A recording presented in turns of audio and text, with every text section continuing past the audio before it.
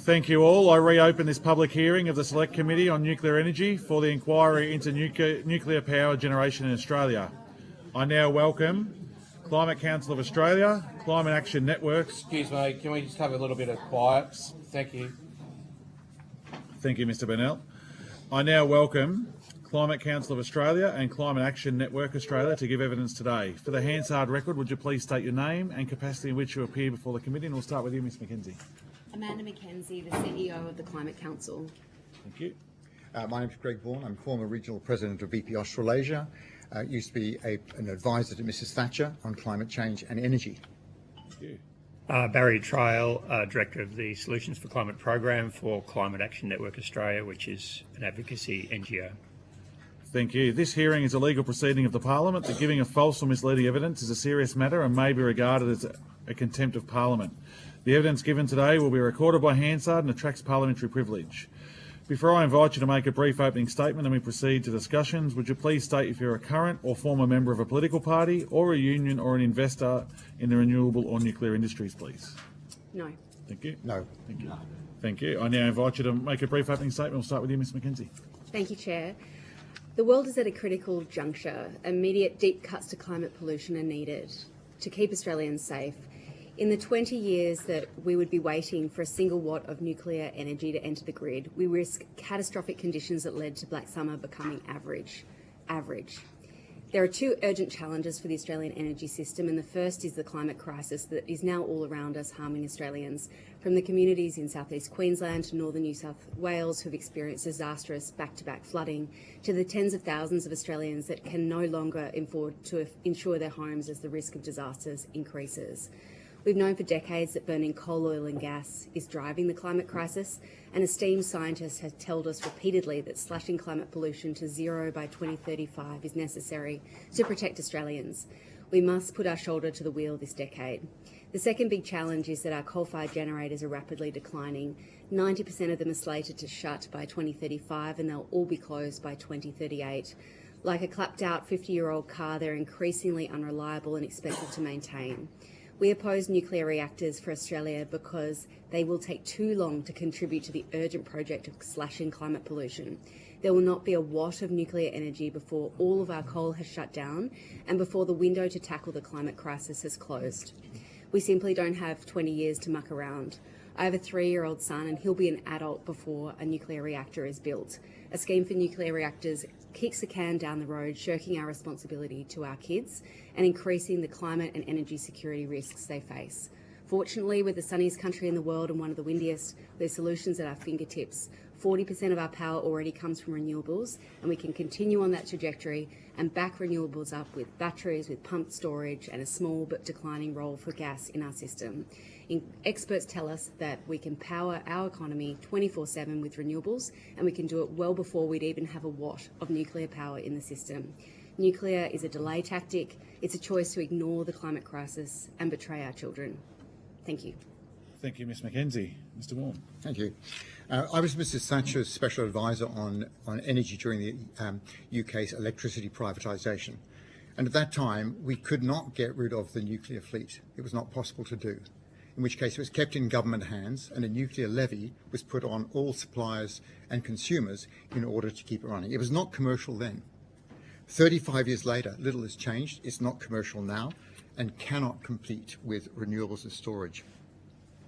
Since that privatisation, the UK has transitioned from 60% coal and 20% nuclear down to 0% coal, 13% nuclear and 45% renewable energy, and the renewable energy is continuing to grow. For Australia, even the spectre of nuclear is a dragging anchor on our progress in transition. In reducing emissions, we have no time to waste. However, building nuclear in Australia for the first time across 7 proposed geographically separated sites, each geotechnically, socially, environmentally and logistically different, means that every project would be first of a kind, inevitably leading to delays and cost blowouts. In my over 50 years in the energy business, I've been involved in many multi-billion-dollar projects, and the construction projects just show you that blowouts occur all the time. Expense blows out, time blows out. No amount of optimism and hope can change that, which is why no investor in Australia would want to touch nuclear power. There's a flood of misinformation out there and political spin, but it's worth remembering that not a single investor is lining up to build nuclear in Australia. But when it comes to renewables, they're practically knocking down the door. And globally, 10 times as much investment is going into renewable energy than is going into nuclear. As we head out to 2050, nuclear is meant to be dropping down to about 5 to 7% of the world's total energy supply. For this reason, Australia is going to go renewables, and it's going to go there very, very fast. It is the only way if we want to tackle our emissions. Thank you. Mr. Trail. Thanks, Dan. Our submission focused very discreetly on the issue of how much pollution would occur if the coalition proceeded with the plan. We made some very conservative, very optimistic assumptions that nuclear would proceed, that would be as fast as the fastest ever build rate, which was in France, and other assumptions that a moratorium would be put in place on large-scale renewables, as has been identified by senior coalition leadership, and other, as I say, optimistic and conservative assumptions favouring nuclear. Our assessment on that is that there would be 2.3 billion tonnes more pollution if the nuclear plan proceeded, at least 2.3. That's 5 times Australia's current annual emissions. So we have more detail there. Happy to go into that. But if I could add a personal thing, a personal note, which I think is relevant.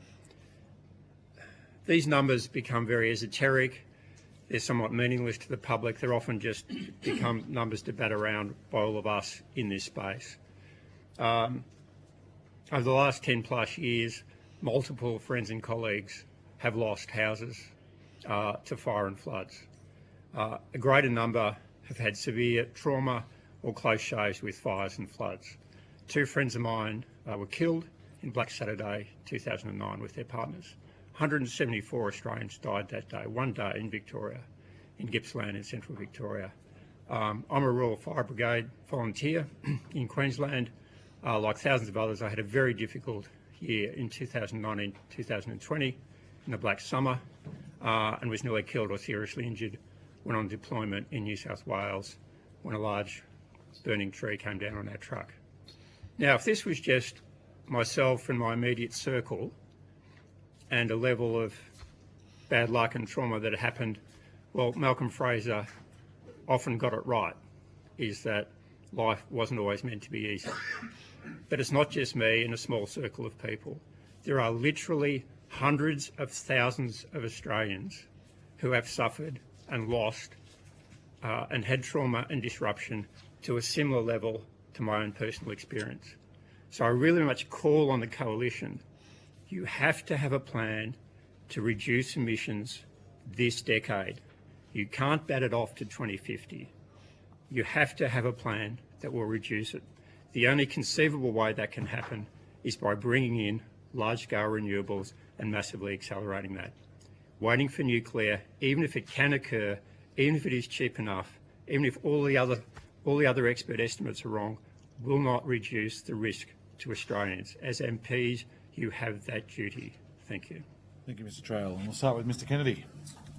Yeah, Mr. Trail, what's your view on exporting uranium? We don't have a position on exporting uranium. So you're not for it, not against it? No.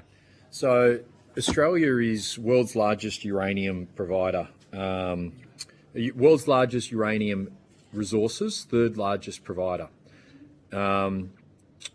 If we increased our production to meet global demand, a lot of the Western world saying they want to triple nuclear capacity, we could offset more than Australia's entire emissions in a year. Would you think that would be a good thing given the climate action crisis we're facing globally? It's not my field of expertise. My understanding is it's not a shortage of uranium around the world that's holding back increased nuclear power production elsewhere. I go back to my basic point. We heard evidence in South Australia, though, from the uranium industry that we heard uranium miners, we heard South Australian Energy and Mining, that they believe there was a supply side shortage. Do you have different evidence to what we... I have no evidence, I have no expertise on that. That's not relevant to my submission, which is how are you planning to reduce... No, but I think one of the ways Australian Australia could drastically reduce global emissions could be to increase the export of uranium. That's what I'm putting to you and saying, wouldn't that be a good thing to reduce global warming if we could do that? I'm putting to you... what I'm trying to get at, honestly, is your opposition to nuclear globally? Are you pro-nuclear globally? Are you against nuclear globally? Or is it just an Australian-specific position? That's what I'm trying to get with this question. Okay. My organisation does not have a position on nuclear globally. We're focusing on the Australian situation and circumstance. But it's a global problem. Australia's emissions, yes, we need to decarbonise. You know, I like to think, the Liberal Party and Labor Party, I believe what you say, it needs to be bipartisan to decarbonise Australia, but I also think it needs to be global to decarbonise the world. Given most of the emissions are overseas, shouldn't we be looking to play our role with our exports as well and how we decarbonise those? And if not, it's just curious that you wouldn't have a position on that, but you'd be so passionate about Australia's emissions. It's just, I struggle with that, honestly. All I can say, Simon, is we don't have a position on that. And I go back to the fundamental premise, regardless of what we've exported on uranium, how does that actually deal with the matter in hand for Australian MPs of reducing our emissions here? Well, because I think our policy on what we do with uranium matters enormously to global warming. It's global. And if we can play a big role in that. But I understand your evidence. Ms. McKenzie, I noticed in your submission it says, where is it here? AEMO has been clear nuclear is unviable, uneconomic and an inappropriate energy solution. We heard evidence from the CEO, Daniel Westerman, I think in our first week. AEMO can only model government policy, so it has to model hitting 82% renewables. And they said they're actually prohibited from modelling nuclear, I think I've got here. And the CEO also said, well, nuclear is a debate worth having. So what are you pointing to when you say nuclear? AEMO has been clear, nuclear is unviable, uneconomic and inappropriate energy solution. Yeah, thank you, Mr. Kennedy. Yeah. So I don't have that in front of me, that point, but we can follow that up with you. But I think the core point that we're making there is referencing also the work that the CSIRO and AEMO has released in the last week as well, looking at nuclear in this context is very relevant to this debate, given that showed again the time pressure that we are under, that we need to slash emissions this decade. And this is the core point we're trying to make through our submission, is that the climate crisis requires us to slash emissions right now, and that nuclear will take too long to be part of that equation. Okay, but look, if you can take it on notice, I haven't seen AEMO pushing that point, but if there's something we're missing, it would be great to see that. Thank you. You mentioned GenCost. GenCost, the latest report in its own words on page 57, because it measures the levelised cost of energy, says LCOE is not a substitute for detailed project cash flow analysis or electricity system modelling, system cost, which both provide more realistic representations of electricity generation, project operational costs and performance. So given GenCost itself warns against that, given we've got a submission given we've got a report tabled from the US Department of Energy where it's looked at a solar and wind grid and found nuclear complements that in bringing down the total system cost, why wouldn't it be worth looking at that as a solution in Australia? Why would you oppose that? Yeah.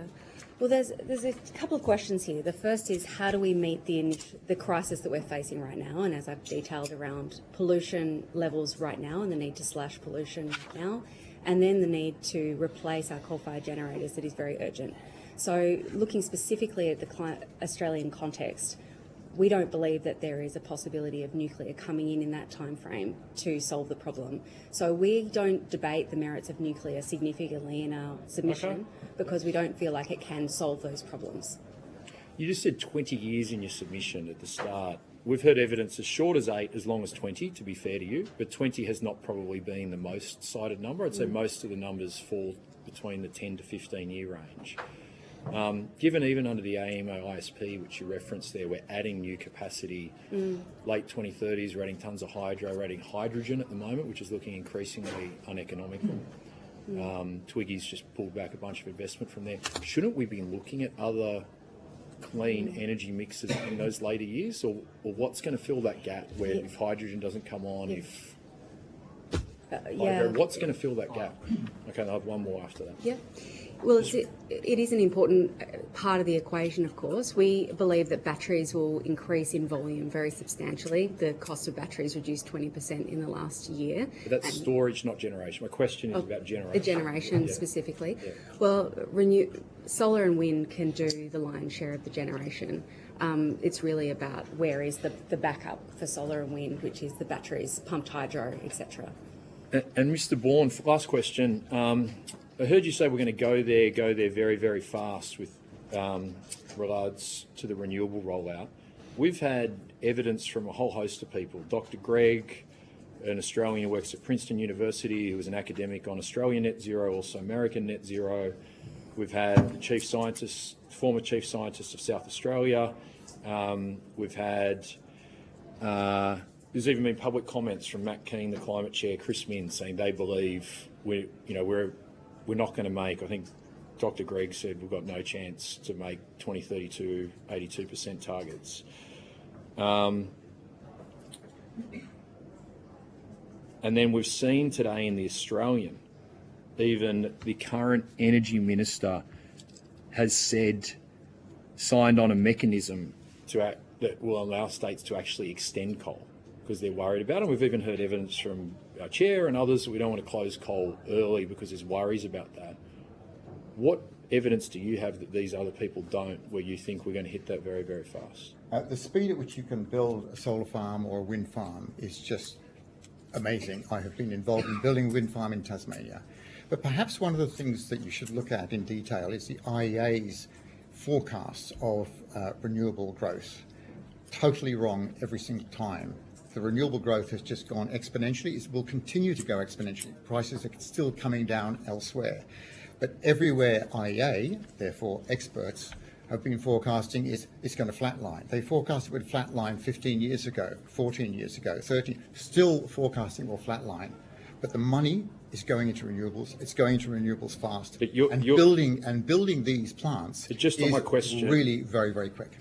Our climate czar, Matt Keane, Chris Minns, our energy minister, Mr. Bowen, you think they're not aware of the IEA's research? Why are people expressing concern around that, and you have a different view? The biggest issue will be with regard to the overhang of coalition policy about trying to slow things down. That is just putting a risk into the commercial entities. That needs to be removed. We will move faster. I have absolutely no doubt about it. History will prove it correct. Well, thank you, Mr. Warren. Thank you. Thank you, Mr. Kennedy. Ms. McKenzie, do you think nuclear has any role to play in tackling climate change in Australia? Thanks, Chair. As I noted in my opening remarks, I think that the climate crisis is so acutely urgent. We need to slash climate pollution so rapidly.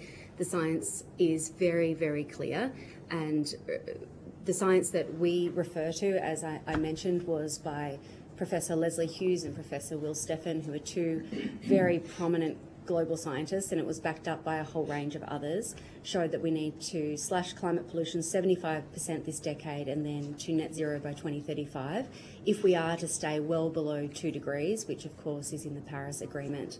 So that's the scale of reductions that is required is obviously very extensive, and that's well before you get to 2040. So the role of nuclear power is just so far down the track that it actually has no role to play in tackling the climate crisis right now. Thank you. And you said in your opening statement that bringing nuclear reactors online in Australia would take some time. What do you see are the risks of this? I think the risk is that we just kick the can down the road, and in the meantime we have increasing climate disasters. We see Australia's climate pollution just continue to increase, And we see, as Greg mentioned, the investors pull away from renewables because the policy environment has changed unfavourably. And we then see our coal-fired generators start to become more and more unreliable and harder to maintain as they inherently get older. So the kicking the can down the road is both from an energy security perspective and a climate risk perspective. Thank you, Ms McKenzie. Mr Bourne, so given your extensive experience in big piece energy infrastructure around the world, what is your opinion about the timeframes in which a nuclear reactor could be built in this country? What I see from any coalition inputs is basically, if you like, the heroic end of the argument. It could be done quickly because it was done quickly in this one particular location. But when you are building things, and Dan, I'm sure you'll know it, that when you're building things and you're having to construct civil engineering works, you're having to do geotechnical works, you're having to bring the community along around you, you're having to look at all the environmental side, let alone the legislative side of things, that at the beginning takes a huge amount of time. When it comes down to doing the civil engineering works for a nuclear reactor, which I have never built, but I have watched them being built elsewhere, it is the thing which always trips them up, and time blows out. There are more examples, many more examples of nuclear power plants which have gone over budget and over time and out to the 20-year time frame than there are that have been exactly on time, on budget. If you'd like to tell me one which has been on time, on budget, I'd love to know. So would I, thank you. Question for the whole panel. Will baseload nuclear shut down household solar? Okay, sure. Okay. If the market, or if the government more likely, says these nuclear power plants will run all the time, and we, the government, will underwrite all of the costs in the market that are entailed, it will very definitely have a big effect on household solar in the middle of the day. If battery storage is there in a very big way, a very big way, then that's how household solar may be able to be saved. That goes to driving EVs at a high rate into the market, and that will make quite a bit of difference. But basically, if a government were to underwrite that those nuclear power plants will run all the time, no matter what the market price is, and pay for it foolishly, and I will say foolishly, those costs will go on to all taxpayers, and household roofs will actually be shutting down. Thank you. Did you want to add to that, Mr? I think make the obvious point, which has been made by many people. I grew up in Morwell, in Latrobe Valley. First job was in Hazelwood Power Station, bless its dirty old soul. Is that coal stations and nuclear stations are slow to ramp up and slow to ramp down. And its whole cost basis the returns are based on that. It's not like a gas plant or a battery we can switch on and off.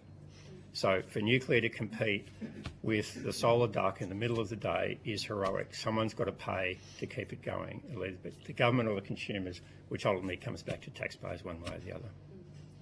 Thank you. The final point that I'd just add is that over the last 20 years, we've gone from a few thousand homes with solar panels to 4 million homes. In the next 20 years, the trajectory is very steep. So the amount of Australians that would be affected by this and the scale of solar that would need to be turned off is very high. Thank you. Mr Chester. Thanks, Chair. Thank you to the witnesses. I start with something that I'm sure we agree on. We're talking about a global challenge, and while Australians are relatively high emitters per head of population, our total contribution to global emissions is somewhere around 1.5%. Is that about accurate? Yeah, that's my understanding, Darren, yes. In Scope 1 emissions, but then the Scope 3 emissions, of course, which are exports, which is, depending on your estimate, slightly different estimates. I think it's 4.5 to 5%. I'm looking sideways at Amanda there. Yeah. Okay, so we are in some level of agreement that we are dealing with a global situation. I just want to refer to the Climate Council of Australia's submission and the evidence in there that all coal-fired power stations are on track to shut down well before nuclear energy could come online. While there is some dispute around the timelines, it's not actually true to suggest that every coal-fired power station would close in the timelines you're referring to. I understand that Loy Yang A is scheduled for 2035 at the earliest, and Loy Yang B somewhere around 2047. Is that your understanding as well? I believe that's the time frame that are slated for those two plants. However, as Amanda mentioned earlier, a lot of these things are pretty much like an old car, where you're going to pop a valve here and there, blow a gasket, and indeed they become more and more unreliable. You're then faced at that particular time of, do you put in a huge capital cost for the remaining 5 years, for example? Clearly, the answer is no. What you do is you basically say, cap in hand, I need to shut down earlier. I would predict that those two plants will shut down earlier than those dates. So that's your prediction. My prediction is quite the opposite, given the media coverage today in relation to the orderly exit management framework that the state governments have signed on to in relation to prolonging the retiring coal and gas-fired power plants. So we disagree on the potential timeframes of those closures. Does it surprise you, though, that we've heard evidence from a former Greens candidate who's concerned about the total footprint of the large-scale renewables? Not opposed to renewables, and I don't think anyone on the panel is opposed to renewables, but concerned about the overbuild which is going on in order to meet the generating capacity, and particularly concerned about what's happening in Queensland with some of the remnant biodiversity being impacted by large-scale wind projects. Does it surprise you that in these regional communities, which are directly impacted, there is a high level of contention in relation to the way the renewables are being rolled out, the impact on those communities, and the way the communities have not been respected by the companies involved? Hi, Darren. It's Barry here. As a Queenslander, I might take that, and has worked in conservation a lot. Certainly some projects, some of which I think have sensibly been knocked back. Some of the proposed wind farms in far north Queensland have been knocked back. Certainly there can be impacts and can be conservation impacts and local concern. I think there's a whole basket of things that need to be ensured, better social engagement by renewable companies to get to a stronger best practice. And in some cases where the impacts are too high, and that may be, wind farms in a rainforest is not a sensible idea, just to use an extreme example. They shouldn't be approved in the same way that any unduly destructive proposal of any type should not be approved. Thanks, Mr. Trail, is that right? Yes, sir. Yeah. Thanks, Dr. Trail. Sorry. Just in relation to your and thank you for your work, obviously, in volunteer firefighting. I'm interested just in some perspective around here on, we tend to blame every major bushfire event at the moment on climate change, when the evidence would suggest that you can't blame individual events on the greater trend. I'm not going to have an argument at that point. But I'm just interested from your perspective as a firefighter also in relation to the lack of practical land management and the impact that's having on our forests, in the sense that while the states have primary responsibility for that public land estate, there is a huge failing in terms of fuel reduction and protection of communities in terms of mechanical clearing around towns, that type. Any comments at all about this is not purely a question around climate, there's also questions around practical land management? Yeah, no, very happy to talk in detail about that, Darren. It's my field of expertise. And a heads up, I grew up in Gippsland, so I spent a lot of time in the forest there. The first fire I went to, just take a sort of slight diversion just to frame it. First fire I went to was 1983, the precursors to Ash Wednesday in East Gippsland. So obviously Gippsland particularly, but also large parts of other Australia are fire prone and have always been so, and that goes back to a long history, including Indigenous fire management. What has happened, I've seen it both personally as a firefighter, I've seen it as a fire expert. It has been well documented that around the turn of this century there was a step change in conditions. And I'll emphasise this, and it's important to distinguish between fuel and fuel management, which of course can be an issue, and catastrophic fire conditions. Catastrophic fire conditions are simply weather conditions: humidity, temperature, wind speed, and time since last rain. That's it. When you have, and there's and I'm happy to provide it on The notice. start of this century you're referring to, before we started coal-fired power station in the Valley. Yep. Yes. So from, if you know, there was, and so, sorry, I lost my train there.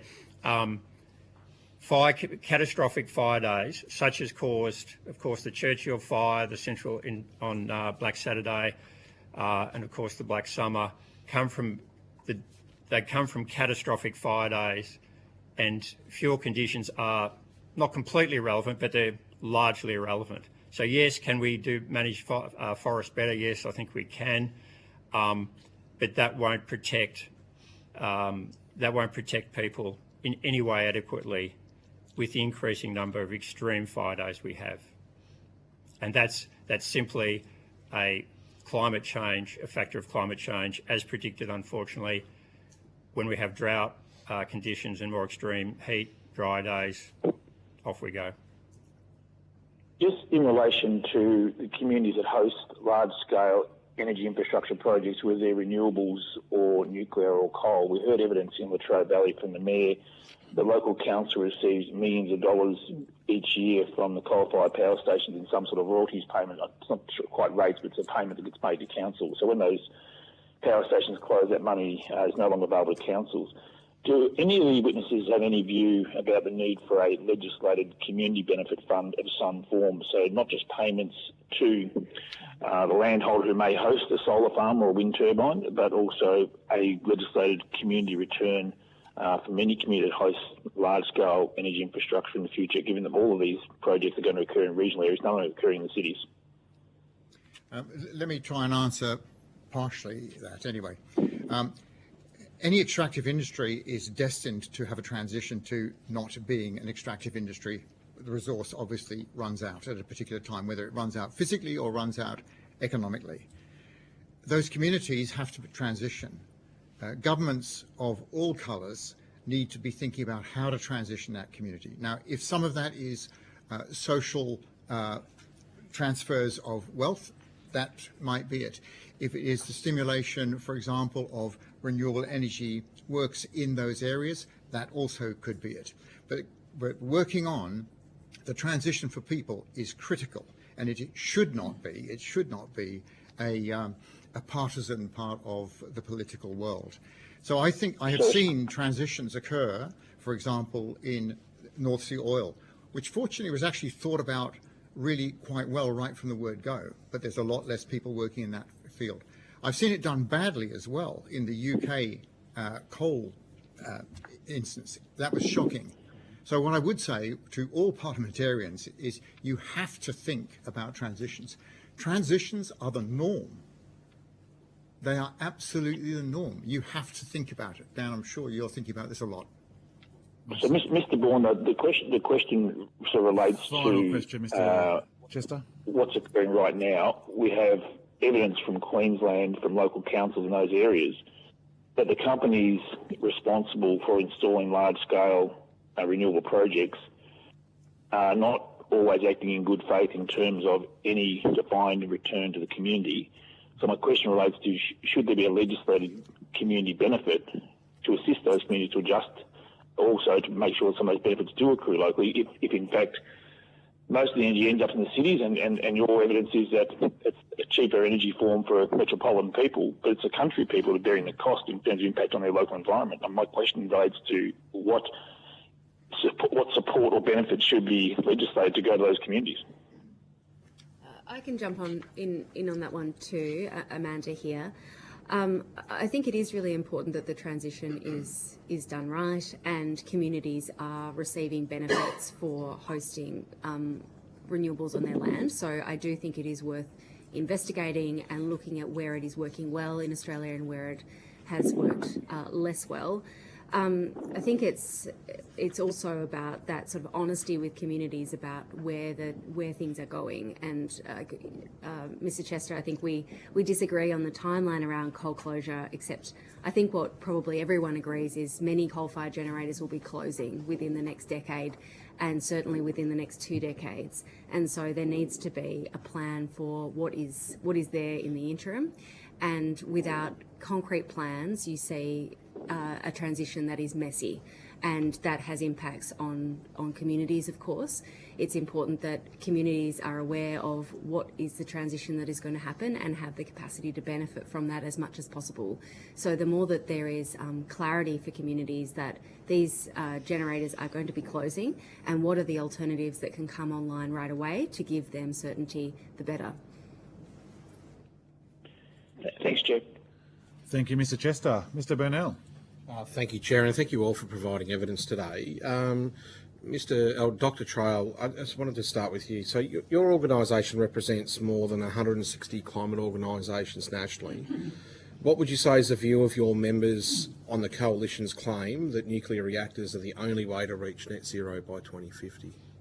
We're essentially the industry body, the secretariat of a very diverse range of groups, and on many issues there's a diversity of views. On this one, without exception, I cannot think of anything that's even a nuance or a tweak. Our membership is very clear. They cannot see that this is a pathway except for more pollution, lower pickup of renewables, delayed transition, and higher cost and delay. It's unanimous.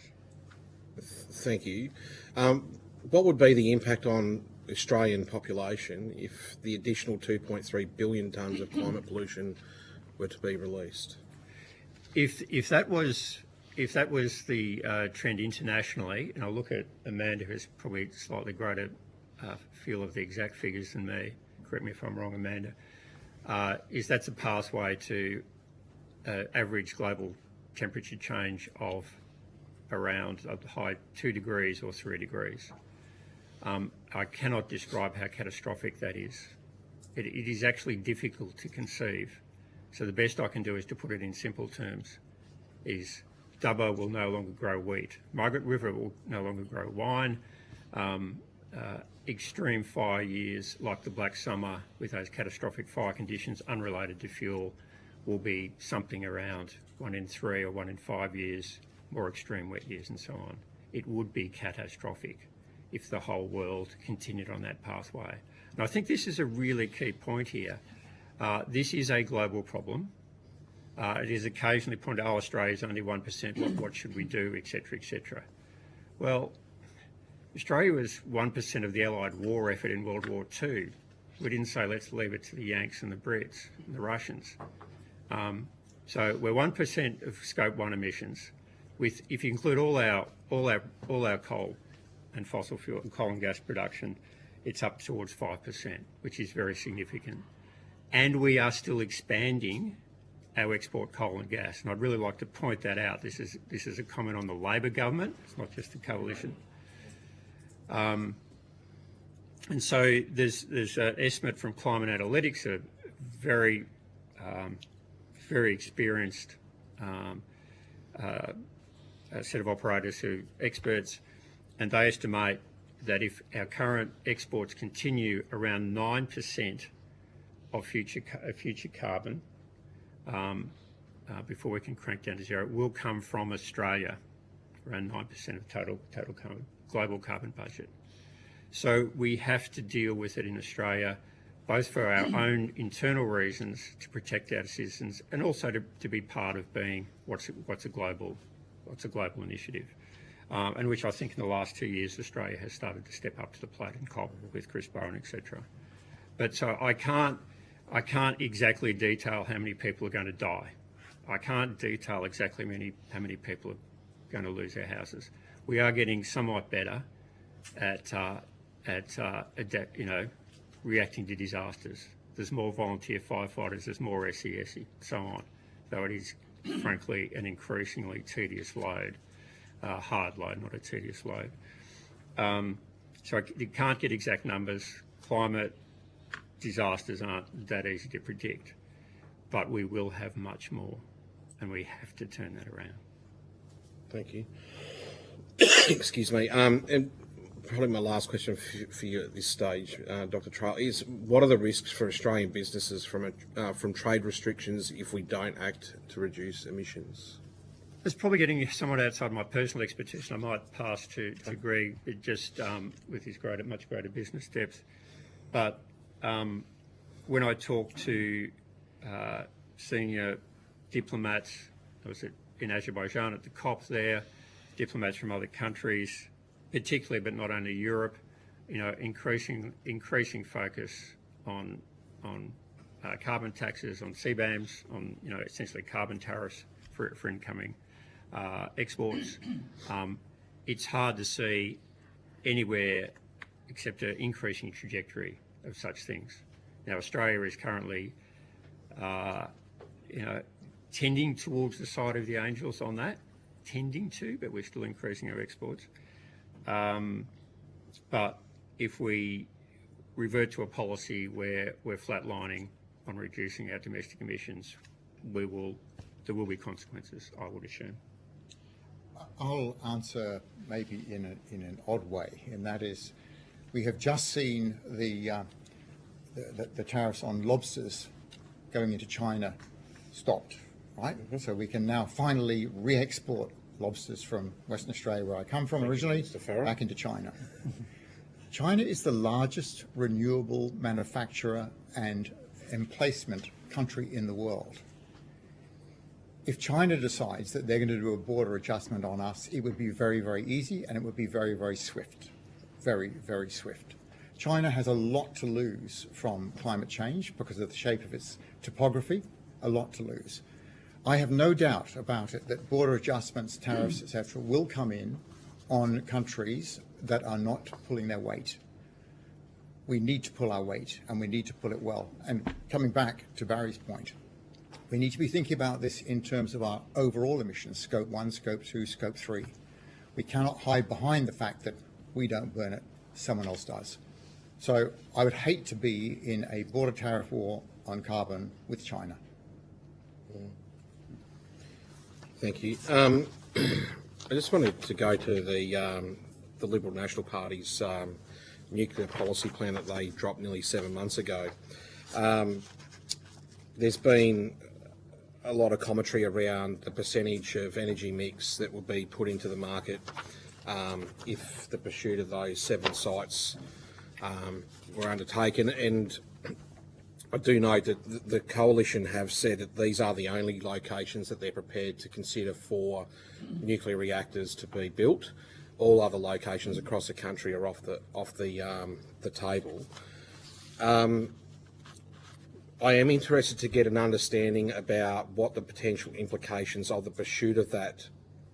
It's been said about 4% of the energy mix by 2050, but the investment into that 4%, what is the trade-off from the renewable sector side of investment and development in that interim period before we start to get energy to the grid? But is there a real risk of de-investment in renewables, therefore a shortfall in energy production more broadly, even though they say that they are backing in renewables as well as part of their broader energy policy? But I'm interested to get your thoughts on what the broader implications of that 4% energy mix from nuclear power generation means for our energy market here in Australia. Perhaps I'll start, and Greg, you might. Yep, sure. What I consistently hear from business is that the biggest issue for them, and particularly renewable energy investors, is the stop-start nature of the Australian policy environment, and that has been increasingly, that has been just very difficult over time, that there has been periods where we've had a renewable energy target, periods where there's been a tax on the renewable energy target, etc., and now a massive pivot at this time, which would be all publicly funded, would be a big indication of where Australia is going. So I think that what we need in Australia is a certainty around our policy environment, particularly if Australia wants to go down the pathway of a clean energy superpower. Mr. Kennedy mentioned before our role in global emission reductions. One of the best roles that we could play is by manufacturing things like green steel, green aluminium, all the components of those things. But that requires a very big grid. It would be a great opportunity for us in terms of what our exports could be for the 21st century, but requires a whole lot of certainty to allow the massive build-out of energy, clean energy, particularly renewables all around the country. So it would certainly get in the way of that. Yeah. I think one other way to look at this is we are transitioning our grid, and indeed, throughout the world, people are transitioning their grids. They're re-envisaging them altogether. We're heading towards, massive distributed energy resources, and indeed massive consumer energy resources. In a sense, we're democratizing the electricity supply. We will see many, many more benefits regionally and locally from the way we are going forward. If these nuclear plants were to be built, the moment legislation is made and a government at a particular time says we're going to put them in, you immediately put an overhang in all other investments. You throw uncertainty completely around the place. Given with our 3-year political cycles, it could flip-flop the very, very next time. The way investors look at Australia is for certainty of policy, long-term. We need this to be going out to 2050 and beyond. And if we are going to create an Australia which is embracing the future rather than hugging the past or playing around with nuclear, if we're going to do that, we need to be thinking, we need to be clear-eyed, and we need to be bringing benefits to everyone. If I could actually disagree with the sort of premise you had in there, Matt, which is that the coalition has said that they will back renewables to some stage. Ted O'Brien has said that, but it's always important when you're looking at whatever political party is doing, saying it's the whole spectrum of things. Sometimes for understandable reasons, a government or a party will have strategic ambiguity in what it says. It just sort of, yeah. So what I perceive very strongly is that the coalition is saying, oh yes, there'll be some renewables in the mix. But every specific statement, that's got any specificity to it is anti-renewables. Everything that's specific. There is no wind farm that's been supported by the coalition, to the best of my knowledge. I've been looking closely. There is many, many, many wind farms that have been directly attacked by Mr Dutton, by others. I would happy to hear an exception. Yeah, I think the sitting member, Darren Chester, is supporting the wind farm off his electorate in Gippsland, straight there. Look, I'd like you to table. I think there's a lot there that's not quite right, but that's okay. I'll actually. That's a good point. That's a good point. Darren has been very strong support. I think that's slightly. Yep. Anyway, Yep. we can get into it afterwards. Unfortunately, we've run out of time today. If you've been asked to provide any additional information, including questions on notice, please forward it to the Secretary